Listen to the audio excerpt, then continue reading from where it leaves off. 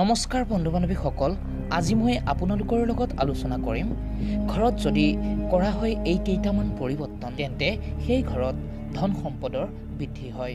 গতিকে ইয়াৰ বিষয়ে যদি সবিশেষ জানিব বিচাৰে তেন্তে আহক প্ৰথমে ভিডিঅ'টি আৰম্ভ কৰি লওঁ।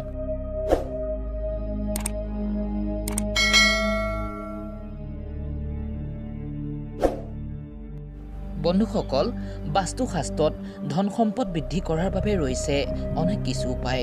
সেয়েহে শাস্ত্ৰৰ মতে ঘৰত সামান্য কিছু পৰিৱৰ্তন কৰিলেই ঘৰত সুখ সমৃদ্ধি বাঢ়িব। বাস্তু মতে ঘৰৰ উত্তৰ দিশ হৈছে কুবেৰ দেৱৰ দিশ। গতিকে এই দিশটি যদি সদায় পৰিষ্কাৰ কৰি ৰখা হয় তেন্তে অৰ্থৰ দিশত উন্নতি ঘটে।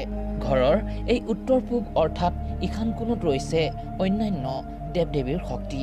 যদিহে এই দুটা দিশত কোনো দোষ নাথাকে তেন্তে ঘৰত অৰ্থৰ আগমন হয় ও সম্পত্তি লাভ হয়। গতিকে জানো আহক বাস্তুৰ অনুসাৰে ঘৰত কি পৰিৱৰ্তন কৰিলে ধন সম্পদ ঘৰত বৃদ্ধি পায় লগতে সম্পত্তি লাভ হয়।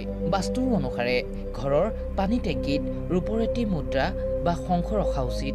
ঘৰৰ উত্তৰ দিশত এটা ডাঙৰ চিচাৰৰ বাটিত এটি ৰূপৰ মুদ্ৰা ৰাখি থব আৰু ইয়াৰ লগতে এটি নীলা ৰঙৰ পিৰামিড ৰাখি থব। ঘৰৰ পূব উত্তৰ দিশত গণেশ ও লক্ষ্মী দেৱীৰ মূৰ্তি বা প্ৰতিমা ৰাখি পূজা কৰিব। ঘৰৰ পূব উত্তৰ কোণত জাবৰ জোথৰ নেপেলাব, সদায় সেই ঠাই পৰিষ্কাৰ কৰি ৰখা উচিত।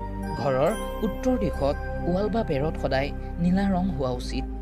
ঘৰত পানী বা জলৰ ব্যৱস্থা সদায় উত্তৰ দিশে হোৱা উচিত। ঘৰত তুলসী গছ সদায় উত্তৰ দিশে ৰাখিব লাগে।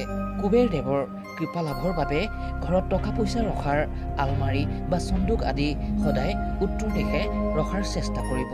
ঘৰ সজোৱা সংযাম একুৰিয়াম সদায় ঘৰৰ উত্তৰ দিশে ৰাখিব। বন্ধুসকল, যদিহে বাস্তুৰ অনুসাৰে ঘৰত এনে কিছু পৰিৱৰ্তন কৰি চোৱা যায় তেন্তে নিশ্চিত ঘৰলৈ অৰ্থ আগমনৰ পথ প্ৰশস্ত হ'ব, লগতে সম্পদ প্ৰাপ্তি হ'ব।